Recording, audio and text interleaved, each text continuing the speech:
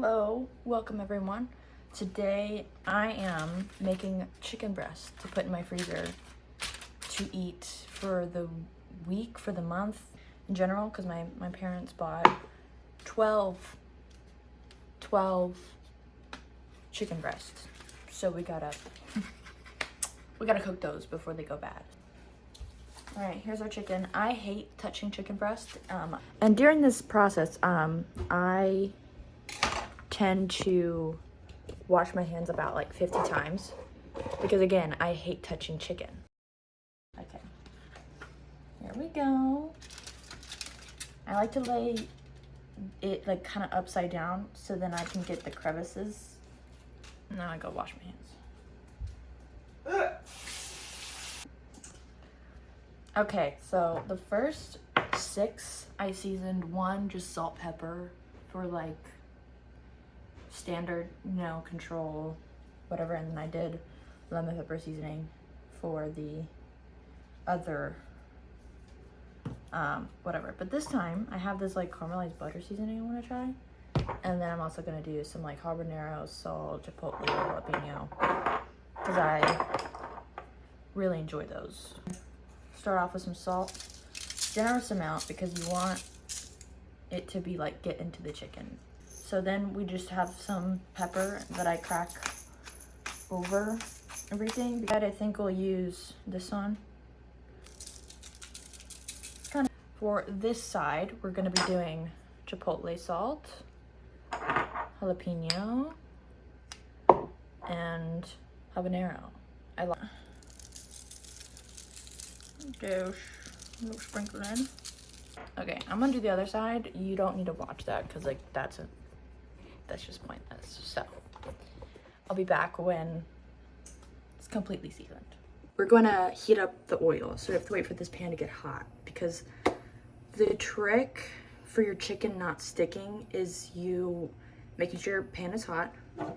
We're using oil, not butter, because butter will burn. And I'm just using olive oil. You can use literally whatever oil you want, but I like olive oil. Yeah, that's hot enough, I'd say.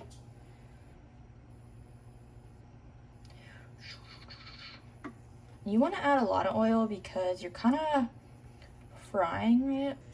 Here's our chicken. Then I like to lay, again, the smooth side down. Just like that. You want it to sizzle when you put it in the pan. This is still not quite hot enough, so I'm gonna turn it up. I kind of want it to be like psh, sort of thing. I think I might have it in there. Now we're gonna wait until the bottom becomes like brown, and I would say this will take about 3 to 4 minutes. We're not gonna flip them, so do not flip the chicken. Leave them just like that, trust me. Wait, actually, let me show you the setup I have for this chicken, because you can burn yourself really easily, okay? So we have our oven, right? That's where my oven is. We're gonna flip over to our island, right here.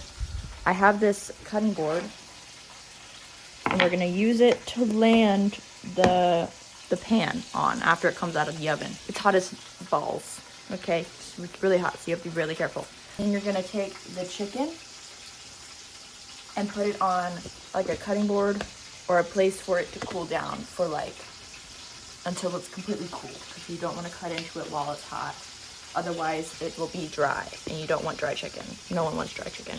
And then I take the pan and then I put it in my sink. Cooking the chicken.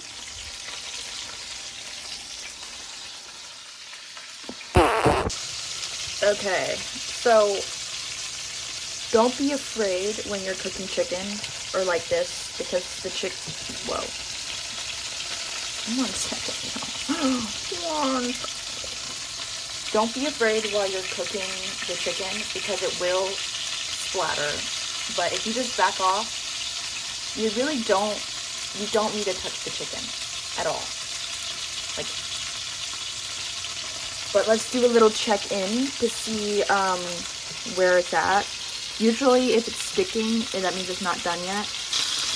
It's kind of loud, so I hope you can hear me. But here's the chicken. Let's have a good look too. Okay, so that is not brown yet. So I'm gonna wait a little longer. I turned it down a little bit because it's going a little crazy.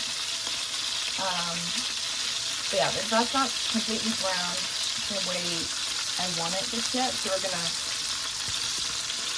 So we are going to let that probably go for another 1 to 2 minutes. I've probably done about 3 so far. So 5 minutes is probably where you're at. And I have this pretty high.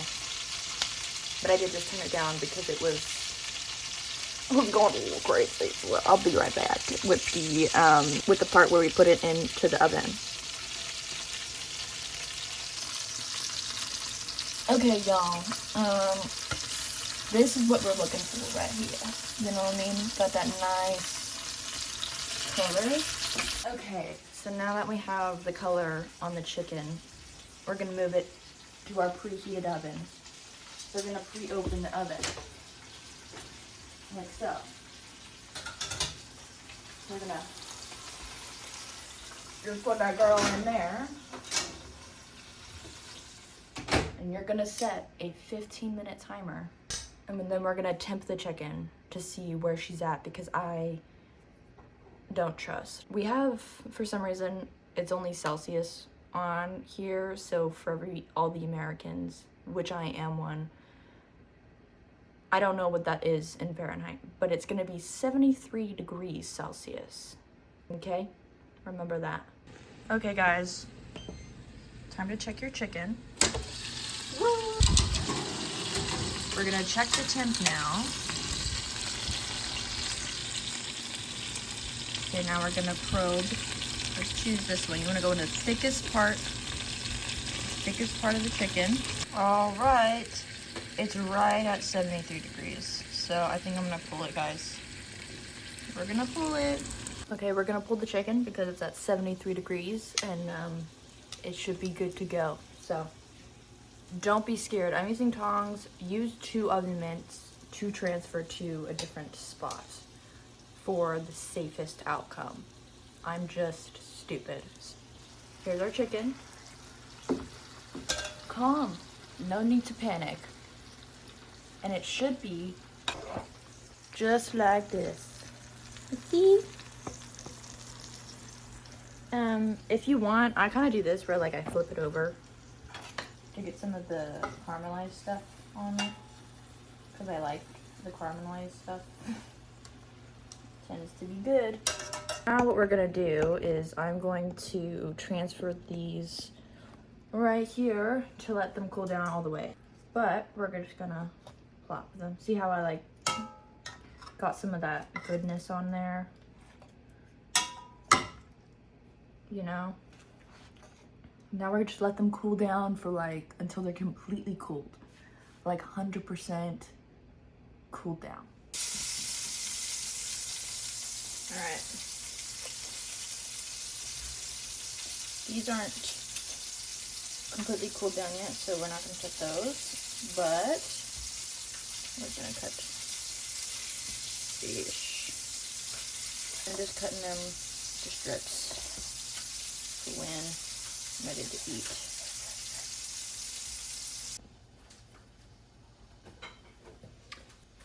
Now we label the bags. Salt and pepper.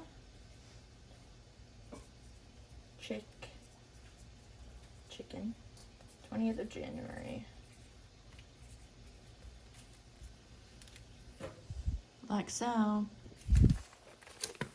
Just like that. Cute. Okay, so now I'm bagging the chicken. I'm not going to show all the bags because there's a lot of chicken that I had to put into bags. But the next part is us vacuum sealing the chicken. The reason we do this is it just keeps longer, better. The chicken doesn't get freezer burn, and my dad's doing it for me, because at this point I've been cooking chicken like for so long. So I was a little tired, but yeah, I did 4 flavors in the end. And if you guys like this sort of content, let me know, by the way. But yeah, this is a good way to store anything too, as well, like soup, anything, because it's what my family's been doing for like my whole life pretty much. And so I highly recommend getting something like this. This is not sponsored, it's just genuinely we use it. So yeah, hope this is helpful.